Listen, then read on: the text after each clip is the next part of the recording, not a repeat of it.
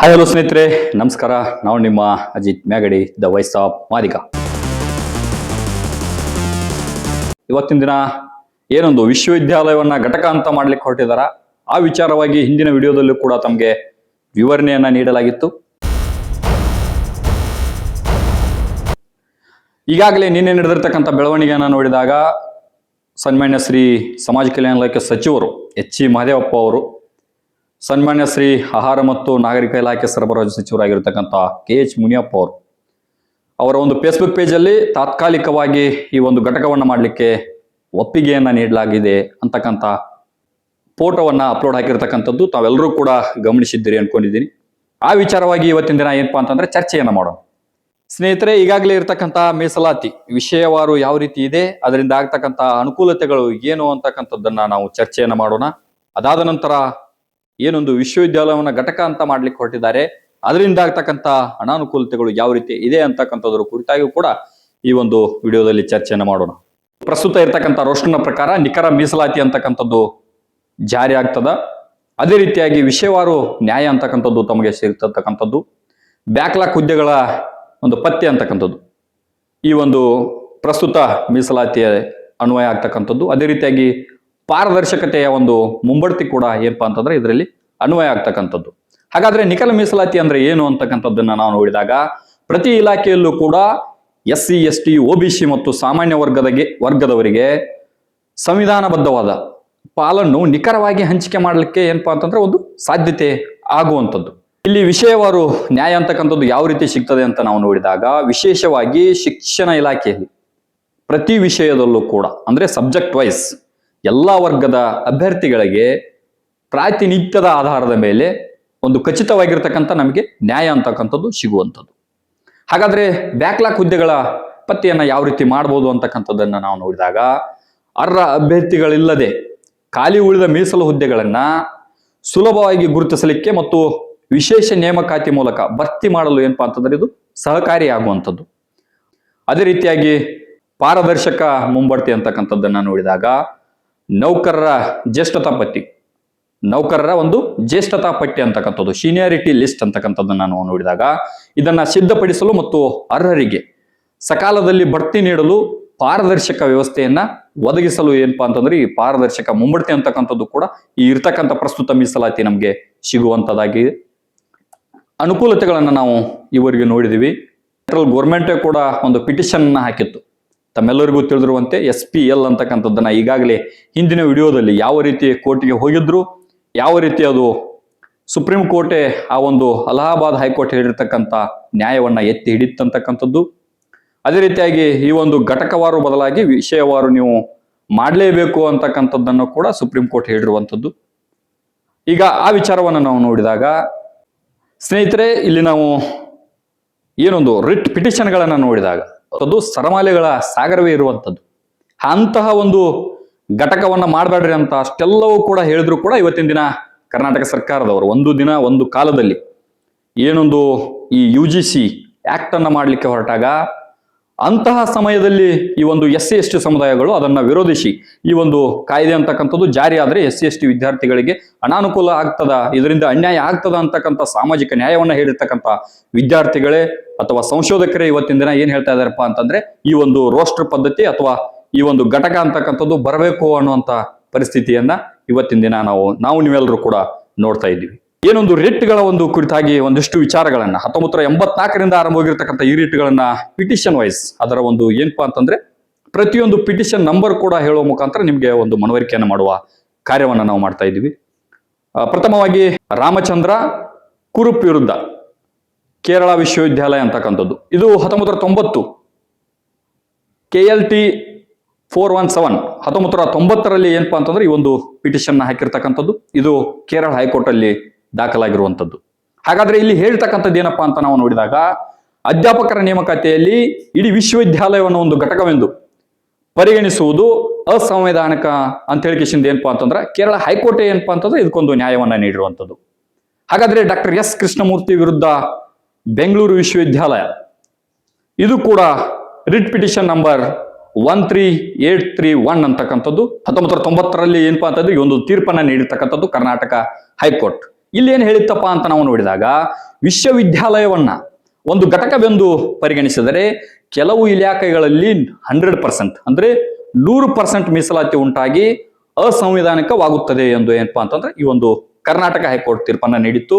ಅದಾದ ನಂತರ 1984ರಲ್ಲೂ ಕೂಡ ಈ ಒಂದು ಕರ್ನಾಟಕದಲ್ಲಿ ಏನಪ್ಪಾ ಅಂತಂದ್ರೆ ರಿಟ್ ಪಿಟಿಷನ್ ಆಗಿರ್ತಕ್ಕಂಥದ್ದು. ಅದು ಯಾವುದು ಅಂತ ನಾವು ನೋಡಿದಾಗ RR ಇನಾಮದಾರ್ ವರ್ಸಸ್ ಕರ್ನಾಟಕ ರಾಜ್ಯ. ಇದನ್ನ ಕರ್ನಾಟಕ ಹೈಕೋರ್ಟ್ ಅಲ್ಲಿ 1984ರಲ್ಲಿ KAR 490 1984ರಲ್ಲಿ ಇದು ತೀರ್ಪನ್ನ ನೀಡಿರ್ತಕ್ಕಂಥದ್ದು. ಇಲ್ಲಿ ಏನ್ ಹೇಳಿತ್ತಪ್ಪ ಕೋರ್ಟು ಅಂತಕ್ಕಂಥದ್ದನ್ನ ನಾವು ನೋಡಿದಾಗ, ಬೋಧಕ ಹುದ್ದೆಗಳಲ್ಲಿ ವಿಷಯವೇ ಒಂದು ಘಟಕ, ಅಂದ್ರೆ ವಿಷಯವೇ ಒಂದು ಘಟಕ, ಇಲ್ಲಿ ವಿಶ್ವವಿದ್ಯಾಲಯವೇ ಒಂದು ಘಟಕವಲ್ಲ, ಕೇವಲ ವಿಷಯವೇ ಒಂದು ಘಟಕ ಎಂದು ಸಾರಿತು. ಗಣಿತ ಮತ್ತು ಇತಿಹಾಸದಂತಹ ವಿಭಿನ್ನ ವಿಷಯಗಳನ್ನ ಒಂದೇ ವೃಂದಕ್ಕೆ, ಅಂದ್ರೆ ಇವ್ರೇನು ಘಟಕ ಅಂತದಾರಲ್ಲ ಅದಕ್ಕೆ ಗಣಿತ ಮತ್ತು ಇತಿಹಾಸದಂತಹ ವಿಭಿನ್ನ ವಿಷಯಗಳನ್ನ ಒಂದೇ ವೃಂದಕ್ಕೆ ಸೇರಿಸುವುದರಿಂದ ಇದು ತಪ್ಪು ಎಂದು ಆ ಒಂದು ಕರ್ನಾಟಕ ಹೈಕೋರ್ಟ್ ಏನಪ್ಪಾ ಅಂತಂದ್ರೆ ಸ್ಪಷ್ಟಪಡಿಸಿರ್ತಕ್ಕಂಥದ್ದು ತಾವೆಲ್ಲರೂ ಕೂಡ ಮನವರಿಕೆ ಮಾಡ್ಕೋಬೇಕು. ಅದೇ ರೀತಿಯಾಗಿ 1988ರಲ್ಲಿ ಸುಪ್ರೀಂ ಕೋರ್ಟ್, ಸ್ವತಃ ಸುಪ್ರೀಂ ಕೋರ್ಟೇ ಇದರ ವಿರುದ್ಧ ಹೇಳಿರುವಂತದ್ದು ಏನಪ್ಪಾ ಅಂತ ನಾವು ನೋಡಿದಾಗ, ಪ್ರಧಾನ್ ಪಾಸ್ವಾನ್ ವರ್ಸಸ್ ಬಿಹಾರ್ ರಾಜ್ಯ ಅಂತ ನಾವು ನೋಡಿದಾಗ, ಇಲ್ಲಿ 1988ರಲ್ಲಿ SC 959 ಪಿಟಿಷನ್ 1988ರಲ್ಲಿ ಈ ತೀರ್ಪು ಸುಪ್ರೀಂ ಕೋರ್ಟ್ ಏನ್ ಹೇಳಿತ್ತಪ್ಪ ಅಂತ ನಾವು ನೋಡಿದಾಗ, ವಿಭಿನ್ನ ಶೈಕ್ಷಣಿಕ ಅರ್ಹತೆ ಇರ್ತಕ್ಕಂಥವು, ಅಂದ್ರೆ ವಿಭಿನ್ನವಾಗಿರ್ತಕ್ಕಂಥ ಶೈಕ್ಷಣಿಕ ಅರ್ಹತೆ ಇರ್ತಕ್ಕಂಥ ಹುದ್ದೆಗಳನ್ನ ಒಟ್ಟಿಗೆ ಸೇರಿಸಿದರೆ ಮೀಸಲಾತಿ ನೀಡುವುದು ಸಂವಿಧಾನದ 16 ಕ್ಲಾಸ್ 1 ವಿಧಿಯ ಉಲ್ಲಂಘನೆ ಎಂದು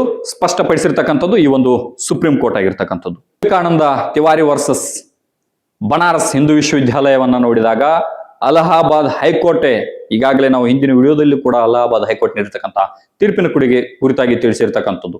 Allahabad court order writ petition number 16765 2017ರಲ್ಲಿ ಆಗಿರ್ತಕ್ಕಂಥದ್ದು, ಇತ್ತೀಚೆಗೆ ಆಗಿರ್ತಕ್ಕಂಥ ಈ ಒಂದು ತೀರ್ಪನ್ನು ನಾವು ನೋಡಿದಾಗ, ಅಲಹಾಬಾದ್ ಹೈಕೋರ್ಟ್ ಹೇಳಿರ್ತಕ್ಕಂಥ ವಿವೇಕಾನಂದ ತಿವಾರಿ ವರ್ಸಸ್ ಬನಾರಸ್ ಹಿಂದೂ ವಿಶ್ವವಿದ್ಯಾಲಯ ಪಿಟಿಷನ್ ಬಿದ್ದಾಗ ಕೋರ್ಟ್ ಆರ್ಡರ್ ನಂಬರ್ 16765 2017ರಲ್ಲಿ ಬಂದಿರತಕ್ಕಂಥ ತೀರ್ಪನ್ನು ನಾವು ನೋಡಿದಾಗ, ವಿಶ್ವವಿದ್ಯಾಲಯವನ್ನು ಒಂದು ಘಟಕವಾಗಿ ಪರಿಗಣಿಸುವುದು ಸಂವಿಧಾನ ಬಾಹಿರ ಅಂತಕ್ಕಂಥದ್ದು ಕೂಡ ಆ ಒಂದು ತೀರ್ಪನ್ನು ನೀಡಿರ್ತಕ್ಕಂಥದ್ದು.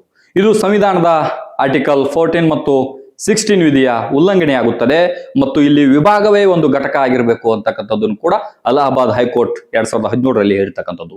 ವಿವೇಕಾನಂದ ತಿವಾರಿ ವರ್ಸಸ್ ಭಾರತ ಸರ್ಕಾರ ಏನೊಂದು ಸುಪ್ರೀಂ ಕೋರ್ಟ್ಗೆ ಪಿಟಿಷನ್ ಹಾಕಲಾಗಿತ್ತು. Appeal number, civil appeal number 273 2019ರಲ್ಲಿ ಬಿದ್ದಿರ್ತಕ್ಕಂಥ ಈ ಒಂದು ಕೋರ್ಟ್ ಮೆಟ್ಲಿರ್ತಕ್ಕಂಥದ್ದು. ಇಲ್ಲಿ ಪಿಟಿಷನ್ ನೋಡಿದಾಗ ವಿಭಾಗವೇ ಘಟಕ ಎಂಬ ಅಲಹಾಬಾದ್ ಹೈಕೋರ್ಟ್ ಹೇಳಿರ್ತಕ್ಕಂಥ ತೀರ್ಪನ್ನ ಇಲ್ಲಿ ಎತ್ತಿಡಿರುವಂಥದ್ದು. ಸುಪ್ರೀಂ ಕೋರ್ಟ್ ಸ್ವತಃ 2019ರಲ್ಲಿ ಅಲಹಾಬಾದ್ ಹೈಕೋರ್ಟ್ ಹೇಳಿರ್ತಕ್ಕಂಥ ವಿಷಯವಾರು ಘಟಕವೇ ಅಂತಕ್ಕಂಥದ್ದು, ವಿಷಯವಾರು ವಿಭಾಗವಾರು ಘಟಕ ಅಂತಕ್ಕಂಥದ್ದನ್ನ ಏನು ಅಲಹಾಬಾದ್ ಹೈಕೋರ್ಟ್ ಹೇಳಲಾಗಿತ್ತು, ಅದನ್ನೇ ಇವತ್ತಿನ ದಿನ ಸುಪ್ರೀಂ ಕೋರ್ಟ್ 2019ರಲ್ಲಿಯೂ ಕೂಡ ಅದನ್ನೇ ಹೇಳಿರುವಂಥದ್ದು. ಆ ಒಂದು ಆದೇಶವನ್ನ ಎತ್ತಿ ಹಿಡಿದಿರ್ತಕ್ಕಂಥದ್ದು ತಾವೆಲ್ಲರೂ ಕೂಡ ಗಮನಿಸಬೇಕು. ಸಂವಿಧಾನಬದ್ಧವಾಗಿ ಈ ಒಂದು ಘಟಕವನ್ನ ಮಾಡಬಾರ್ದು ಅಂತಕ್ಕಂಥ ಇಷ್ಟೆಲ್ಲ ಪಿಟಿಷನ್ಗಳಿದ್ರು ಕೂಡ, ಇಷ್ಟೆಲ್ಲ ಆದೇಶಗಳಾದ್ರೂ ಕೂಡ ಇವರು ಒಂದು ಘಟಕವನ್ನ ಮಾಡ್ಲಿಕ್ಕೆ ಹೊರಟಿದ್ದಾರೆ ಅಂತಕ್ಕಂಥದ್ದು ತಾವೆಲ್ಲರೂ ಕೂಡ ಗಮನಿಸಬೇಕು. ಇದು ಮೀಸಲಾತಿಯ ಒಂದು ಕಾನ್ಸೆಪ್ಟ್ ಅನ್ನೇ ಮುರಿದು ಹಾಕ್ತಕ್ಕಂಥ ವಿಷಯ ಆಗಿರ್ತಕ್ಕಂಥದ್ದು ತಮ್ಮೆಲ್ಲರೂ ಒಂದು ಗಮನಕ್ಕೆ ಇರಲಿ. ತಮಗೆಲ್ಲ ಏನೊಂದು ಕೋರ್ಟ್ನ ಆದೇಶವನ್ನ ವಿವರಿಸಲಾಗಿತ್ತು. ಆ ಕೋರ್ಟಿನ ಆದೇಶದ ಪ್ರಕಾರ ಇಲ್ಲಿ ಆಗ್ತಕ್ಕಂಥ ಅನ್ಯಾಯಗಳು, ಅನಾನುಕೂಲತೆಗಳು ಏನಾಗಿದ್ದು, ವಿಷಯವಾರು ಅಸಮತೋಲನ ಆಗ್ತದ, ಸಣ್ಣ ವಿಭಾಗಗಳಲ್ಲಿ ಅನ್ಯಾಯವಾಗ್ತದ, ಕಾನೂನು ಸಂಘರ್ಷವಾಗ್ತದ, ಅದೇ ರೀತಿಯಾಗಿ ಬ್ಯಾಕ್ಲಾಕ್ ಅಲ್ಲಿ ಸಮಸ್ಯೆ ಆಗ್ತದ, ಪಾರದರ್ಶಕತೆಯ ಕೊರತೆ ಎದ್ದು ಕಾಣ್ತದ. ಹಾಗಾದ್ರೆ ಇಲ್ಲಿ ವಿಷಯವಾರು ಅಸಮತೋಲನ ಅಂತಂದದ್ದು ಯಾವ ರೀತಿ ಆಗ್ತದ ಅಂತಕ್ಕಂಥದ್ದನ್ನು ನೋಡಿದಾಗ, ಇಡೀ ವಿಶ್ವವಿದ್ಯಾಲಯವನ್ನ ಒಂದು ಘಟಕವಾಗಿ ಪರಿಗಣಿಸಿದಾಗ ಒಂದು ನಿರ್ದಿಷ್ಟವಾಗಿರ್ತಕ್ಕಂಥ ವಿಷಯ, ಉದಾಹರಣೆ ಗಣಿತ ಮತ್ತು ಇತಿಹಾಸ, ಈ ಒಂದು ವಿಷಯಗಳನ್ನು ನೋಡಿದಾಗ ಎಲ್ಲ ಹುದ್ದೆಗಳು ಕೇವಲ ಒಂದು ವರ್ಗಕ್ಕೆ ಮೀಸಲಾತಿ ಅಥವಾ ಸಾಮಾನ್ಯ ಇಲ್ಲಿ ಸೀಮಿತವಾಗುವುದು. ಇದೊಂದು ಏನಪ್ಪಾ ಅಂದ್ರೆ ಅಪಾಯ ಅಂತಕ್ಕಂಥದ್ದು ತಾವೆಲ್ಲರೂ ಗಮನಿಸಬೇಕು. ಅಂದ್ರೆ ಈ ಗಣಿತ ಅಂತಕ್ಕಂಥದ್ದು, ಇತಿಹಾಸ ಅಂತಕ್ಕಂಥದ್ದು ಬೇರೆ ಬೇರೆ ಸಬ್ಜೆಕ್ಟ್ ಆಗಿದ್ರು ಕೂಡ ಕೇವಲ ಒಂದೇ ಮೀಸಲಾತಿಯನ್ನ ನೀಡ್ತಕ್ಕಂಥದ್ದು ಎಷ್ಟರ ಮಟ್ಟಿಗೆ ಸರಿ. ಸಣ್ಣ ವಿಭಾಗಗಳಿಗೆ ಅನ್ಯಾಯ ಅಂತಕ್ಕಂಥದ್ದನ್ನ ನಾವು ನೋಡಿದಾಗ ಕೇವಲ 1 ಅಥವಾ 2 ಹುದ್ದೆಗಳಿರ್ತಕ್ಕಂಥ ಸಣ್ಣ ಇಲಾಖೆಗಳಲ್ಲಿ ರೋಸ್ಟರ್ ಪಾಯಿಂಟ್ ಬೇರೆ ವರ್ಗಕ್ಕೆ ಬಿದ್ದಾಗ ಆ ವಿಷಯದ ಅರ್ಹ ಅಭ್ಯರ್ಥಿಗಳು ಎಷ್ಟೇ ಅಂಕ ಗಳಿಸಿದರೂ ಆಯ್ಕೆಯಾಗಲು ಸಾಧ್ಯವಾಗುವುದಿಲ್ಲ ಅಂತಂದ್ರೆ ಕಾನೂನು ಸಂಘರ್ಷಕ್ಕೆ ಅಣಿಯಾಗ್ತಕ್ಕಂಥದ್ದು.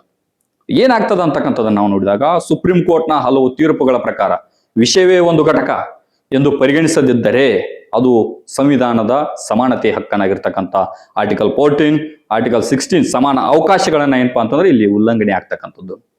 ಈ ರೀತಿಯಾಗಿ ಕಾನೂನು ಸಂಘರ್ಷಕ್ಕೆ ಅನ್ಯಾಯ ಆಗ್ತದ. ಈಗಾಗಲೇ ಏನೊಂದು ಅದರಿಂದ ಅನ್ಯಾಯ ಆಗ್ತಕ್ಕಂಥ SC/ST ಕೆಲವು ತಿಳಿಯದ ಕಿಡಿಗೇಡಿಗಳು ಇದನ್ನ ಬೆಂಬಲಕ್ಕೆ ನಿಂತರೂ ಕೂಡ ಇನ್ನುಳಿದ ಪ್ರಜ್ಞಾವಂತರು ಇದರ ಅನಾನುಕೂಲತೆಗೆ ಒಳಗಾಗ್ತಕ್ಕಂಥ SC/ST ವಿದ್ಯಾರ್ಥಿಗಳು ಇದರ ವಿರುದ್ಧ ಪಿಟಿಷನ್ ಹೋಗುವಂತ ಎಲ್ಲ ಸಾಧ್ಯತೆಗಳು ಖಂಡಿತವಾಗಿ ಇರುವಂತದ್ದು. ಅದನ್ನು ತಾವು ಮನಗಾಣಬೇಕು. ಅದೇ ರೀತಿಯಾಗಿ ಬ್ಯಾಕ್ಲಾಗ್ ಸಮಸ್ಯೆ ಯಾವ ರೀತಿ ಅಂತಕ್ಕಂಥದ್ದನ್ನು ಕೋರ್ಟ್ ಸೇರುವಂತದ್ದು ನೋಡಿದಾಗ ಒಟ್ಟು ಹುದ್ದೆಗಳ ಆಧಾರದ ಮೇಲೆ ಬ್ಯಾಕ್ಲಾಗ್ ಹುದ್ದೆಗಳನ್ನು ಗುರುತಿಸಿದಾಗ ಒಂದು ನಿರ್ದಿಷ್ಟ ವಿಷಯಕ್ಕೆ ಪರಿಣಿತರು ಸಿಗದೆ ಆ ಹುದ್ದೆಗಳು ದಶಕಗಳ ಕಾಲ ಖಾಲಿ ಉಳಿಯುವಂಥದ್ದು. ಪಾರದರ್ಶಕತೆ ಕೊರತೆ ಅಂತಕ್ಕಂಥದ್ದು ಇಲ್ಲಿ ಉಂಟಾಗ್ತದೆ. ಅಭ್ಯರ್ಥಿಗಳು ತಮ್ಮ ವಿಷಯದಲ್ಲಿ ಒಂದು ನಿರ್ದಿಷ್ಟ ವಿಷಯದಲ್ಲಿ ಮೀಸಲಾತಿ ಪಾಲನೆಯಾಗದೆಯೇ ಅಥವಾ ಇಲ್ಲವೋ ಎಂದು ಪತ್ತೆ ಹಚ್ಚುವುದು ಕೂಡ ಏನಪ್ಪಾ ಅಂತಂದ್ರೆ ಇಲ್ಲಿ ಕಷ್ಟಕರ ಆಗುವಂಥದ್ದು. ಬಂಧುಗಳೇ, ಇಲ್ಲಿ ಪಾರದರ್ಶಕತೆ ಕೊರತೆ ಅಂತಕ್ಕಂಥದ್ದು ಅಭ್ಯರ್ಥಿಗಳಿಗೆ ತಮ್ಮ ನಿರ್ದಿಷ್ಟ ವಿಷಯದಲ್ಲಿ ಮೀಸಲಾತಿ ಪಾಲನೆ ಆಗಿದೆಯೋ ಅಥವಾ ಇಲ್ಲೋ ಅಂತಕ್ಕಂಥದ್ದು ಕೂಡ ಗೊತ್ತಾಗದ ಪರಿಸ್ಥಿತಿ ಕೂಡ ಆಗಿರುವಂಥದ್ದು. ಈ ಎಲ್ಲ ಅನಾನುಕೂಲಗಳನ್ನು ನೋಡಿದಾಗ ಹೈಕೋರ್ಟ್ ನೀಡಿರ್ತಕ್ಕಂಥದ್ದು, ಸುಪ್ರೀಂ ಕೋರ್ಟ್ ನೀಡಿರ್ತಕ್ಕಂಥದ್ದು, ಅನೇಕ ರಾಜ್ಯಗಳಲ್ಲಿ ಅದರ ಬಗ್ಗೆ ಬಂದಿರತಕ್ಕಂಥ ಪಿಟಿಷನ್ಗಳನ್ನ ನಾವು ನೋಡಿದಾಗ, ಆದೇಶಗಳನ್ನ ನೋಡಿದಾಗ ಅವೆಲ್ಲವೂ ಕೂಡ ಈ ಒಂದು ವಿಶ್ವವಿದ್ಯಾಲಯ ಒಂದು ಘಟಕವನ್ನ ಮಾಡ್ಬೇಕಂತ ಏನು ಹೊರಟಿದ್ದಾರೆ ಅದೆಲ್ಲದೂ ಕೂಡ ವಿರೋಧವಾಗಿರ್ತಕ್ಕಂಥದ್ದು. ಇಷ್ಟೆಲ್ಲವೂ ವಿರೋಧಗಳ ಮಧ್ಯೆಯೂ ಕೂಡ ನಾವು ಒಂದು ವೇಳೆ ಮಾಡಲೇಬೇಕಂತ ಹೊರಟಿರ್ತಕ್ಕಂಥ ಸಮಾಜ ಕಲ್ಯಾಣ ಇಲಾಖೆ ಈಗಾಗಲೇ ನಡಾವಳಿಗಳು ಕೂಡ ಬಿಟ್ಟಿರುವಂಥದ್ದು. ಅದೇ ರೀತಿಯಾಗಿ ಕೆಲವರ ಸಚಿವರ ತಮ್ಮ ಫೋಟೋವನ್ನ ಹಾಕಿ ತಾತ್ವಿಕ ನಿರ್ಧಾರವನ್ನ ಮಾಡಲಾಗಿದೆ ಅಂತಕ್ಕಂಥದ್ದನ್ನು ಕೂಡ ಪೋಸ್ಟ್ ಮಾಡಿರುವಂಥದ್ದು. ಬಂಧುಗಳೇ, ಉದಾಹರಣೆಗೆ ನಾವು ನೋಡಿದಾಗ 8 ವಿಭಾಗಗಳು ಅಂದ್ರೆ 8 ವಿಷಯವಾರು ವಿಭಾಗಗಳನ್ನು ನೋಡಿದಾಗ ಅಲ್ಲಿ 42 ಹುದ್ದೆಗಳನ್ನು ತೆಗೆದುಕೊಂಡಾಗ ಪರಿಶಿಷ್ಟ ಜಾತಿ ವಿದ್ಯಾರ್ಥಿಗಳಿಗೆ ದೊರೆತಕ್ಕಂಥ ಹುದ್ದೆಗಳ ಸಂಖ್ಯೆ 10. ಅದೇ ರೀತಿಯಾಗಿ ಪರಿಶಿಷ್ಟ ಪಂಗಡದ ವಿದ್ಯಾರ್ಥಿಗಳಿಗೆ ದೊರೆತಕ್ಕಂಥ ಹುದ್ದೆಗಳ ಸಂಖ್ಯೆ 8. ಹಾಗಾದ್ರೆ ವಿಶ್ವವಿದ್ಯಾಲಯವನ್ನು ಒಂದು ಘಟಕ ಅಂತ ಮಾಡಿದಾಗ ಅವರಿಗೆ ಸಿಗ್ತಕ್ಕಂಥ ಹುದ್ದೆಗಳ ಸಂಖ್ಯೆಯನ್ನು ನಾವು ನೋಡಿದಾಗ ಪರಿಶಿಷ್ಟ ಜಾತಿ ವಿದ್ಯಾರ್ಥಿಗಳಿಗೆ ದೊರೆತಕ್ಕಂಥದ್ದು ಕೇವಲ 7 ಹುದ್ದೆಗಳು. ಅದೇ ರೀತಿಯಾಗಿ ಪರಿಶಿಷ್ಟ ಪಂಗಡದ ವಿದ್ಯಾರ್ಥಿಗಳಿಗೆ ದೊರೆತಕ್ಕಂಥ ಹುದ್ದೆಗಳ ಸಂಖ್ಯೆ ಕೇವಲ 3. ಈ ರೀತಿಯಾಗಿ ಏನಪ್ಪಾ ಅಂತಂದ್ರೆ ಅನ್ಯಾಯವು ಆಗುವಂಥದ್ದು.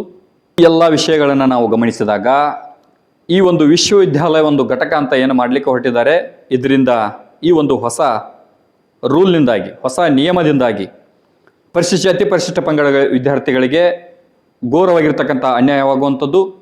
ಅದೇ ರೀತಿಯಾಗಿ ಈ ವಿಷಯವನ್ನ ಸರ್ಕಾರಗಳು ಗಂಭೀರವಾಗಿ ಚರ್ಚೆ ಮಾಡುವುದರ ಮುಖಾಂತರ ಈಗಾಗಲೇ ಇರುವಂತಹ ವಿಷಯವಾರು ಮೀಸಲಾತಿಯನ್ನೇ ಮುಂದುವರಿಸಿಕೊಂಡು ಹೋಗಬೇಕಾಗಿರ್ತಕ್ಕಂಥದ್ದು ಅನಿವಾರ್ಯ ಹಾಗೂ ಅವಶ್ಯಕತೆ ಇರುವಂಥದ್ದು. ವಿಶ್ವವಿದ್ಯಾಲಯವನ್ನು ಘಟಕ ಮಾಡಿದಾಗ ವಿಶ್ವವಿದ್ಯಾಲಯಗಳಿಗೆ ಅನ್ವಯಿಸುವ ನಿಯಮಗಳು ಪ್ರತಿಯೊಂದು ಅದರಲ್ಲಿ ಬರ್ತಕ್ಕಂಥ ಪ್ರತಿಯೊಂದು ಶೈಕ್ಷಣಿಕ ಸಂಸ್ಥೆಗಳಿಗೂ ಕೂಡ ಏನಪ್ಪಾ ಅಂತಂದ್ರೆ ಈ ಒಂದು ಘಟಕ ಮಾಡಿರ್ತಕ್ಕಂಥ ಇಂಪ್ಯಾಕ್ಟ್ ಬೀರುವಂಥದ್ದು. ಒಂದು ವೇಳೆ ಘಟಕ ಮಾಡಿದ್ದೇ ಆದಲ್ಲಿ ಇದು ಕಾನೂನಾತ್ಮಕ ಸಂಘರ್ಷಕ್ಕೆ ಅನ್ಯಾಯ ಆಗ್ತದ. ನಂತರದಲ್ಲಿ ಎಷ್ಟೇ ರಿಕ್ರೂಟ್ಮೆಂಟ್ ಆದರೂ ಕೂಡ ಅದು ಕಾನೂನು ತೊಡಕಿನಿಂದ ನಿಂತು ಹೋಗ್ತಕ್ಕಂಥ ಮುಂದಿನ ದಿನಗಳಲ್ಲಿ ಆಗುವಂಥದ್ದು. ಈಗಾಗಲೇ ಅನೇಕ ವಿದ್ಯಾರ್ಥಿಗಳು ಓದಿ ಇವತ್ತಿನ ದಿನ ಯಾವುದೇ ರಿಕ್ರೂಟ್ಮೆಂಟ್ ಇಲ್ಲ ಅನ್ನೋ ಕಾರಣಕ್ಕಾಗಿ ಬಳಲ್ತಕ್ಕಂಥವ್ರು ಮುಂದಿನ ದಿನಗಳಲ್ಲಿ ಕಾನೂನಾತ್ಮಕ ಹೋರಾಟದಿಂದ ಬೋಲುವಂತ ಪರಿಸ್ಥಿತಿ ನಿರ್ಮಾಣ ಆಗ್ತಕ್ಕಂಥದ್ದು. ವಿದ್ಯಾರ್ಥಿಗಳೇ, ಯಾರೊಬ್ರು ಹೋಗ್ತಾರ ನಾವೇನು ಹೋಗ್ಲಿಕ್ಕೆ ನಡೀತದ ಅಂತಕ್ಕಂಥ ಮನಸ್ಥಿತಿಯಿಂದ ಯಾವತ್ತು ಹೊರಗೆ ಬರ್ತೀರಿ. ಈ ಒಂದು ಪ್ರಜಾಪ್ರಭುತ್ವದಲ್ಲಿ ಹೋರಾಡಿ ಪಡೆಯುವ ಹಕ್ಕುಗಳೇ ಜಾಸ್ತಿ ಇರ್ತಕ್ಕಂಥದ್ದು. ಡಾಕ್ಟರ್ ಬಾಬಾ ಸಾಹೇಬ್ ಅಂಬೇಡ್ಕರ್ ಅವರು ಕೂಡ ಹೇಳಿರ್ತಕ್ಕಂಥದ್ದನ್ನೇ. ಆದ್ರಿಂದ ತಾವೆಲ್ಲರೂ ಕೂಡ ಇದಕ್ಕೆ ಬಂದು ನಾಳೆ ಮನವರಿಕೆ ಮಾಡಿದ್ದಲ್ಲಿ ಅದು ಒಂದು ತಾತ್ವಿಕ ಅಂತ್ಯವನ್ನ ಪಡಿತದೆ ಅಂತಕ್ಕಂಥ ಒಂದು ಮನೋಭಾವನೆಯಿಂದ ನಾವೆಲ್ಲರೂ ಕೂಡ ಬೆಂಗಳೂರಿಗೆ ಇವತ್ತು ಹೊರಟಿದ್ದೀವಿ. ತಾವೆಲ್ಲರೂ ಕೂಡ ಕಡ್ಡಾಯವಾಗಿ ಬಂದು ಇದನ್ನ ಹೆಚ್ಚಿನ ಸಂಖ್ಯೆಯಲ್ಲಿ ಶೇರ್ ಮಾಡುವ ಮುಖಾಂತರ ವಿದ್ಯಾರ್ಥಿಗಳಿಗೆ ತಲುಪಿಸುವ ಮುಖಾಂತರ ಏನೊಂದು ಸಮುದಾಯದ ಪ್ರೊಫೆಸರ್ಗಳಿದ್ದೀರಿ, ಏನೊಂದು ಸಮುದಾಯದ ನೌಕರರಿದ್ದೀರಿ, ತಾವೆಲ್ಲರೂ ಕೂಡ ವಿದ್ಯಾರ್ಥಿಗಳು ತಿಳಿಸಿ ವಿದ್ಯಾರ್ಥಿಗಳನ್ನ ಕಳಿಸಿಕೊಟ್ಟು ನಾಳೆ ಇದರದೊಂದು ಏನೊಂದು ವಿಶ್ವವಿದ್ಯಾಲಯ ಒಂದು ಘಟಕವನ್ನು ಮಾಡ್ಲಿಕ್ಕೆ ಹೊರಟಿದ್ದಾರೆ. ಅದರ ಕುರಿತಾಗಿ ನಮಗೆ ವಿಷಯವಾರು ಘಟಕ ಆಗಲಿಕ್ಕೆ ಸಹಕರಿಸಬೇಕಂತ ತಮ್ಮಲ್ಲಿ ವಿನಂತಿಯನ್ನು ಮಾಡ್ತಾ ಎಲ್ಲರಿಗೂ ಕೂಡ ನಮಸ್ಕಾರ, ಧನ್ಯವಾದಗಳು. ದ ವಾಯ್ಸ್ ಆಫ್ ಮಾದಿಗ, ನಿಮ್ಮಿಂದ ನಿಮಗಾಗಿ, ಸತ್ಯದ ಪರವಾಗಿ, ಸಮಾನತೆಯ ಹಾದಿಯಲ್ಲಿ.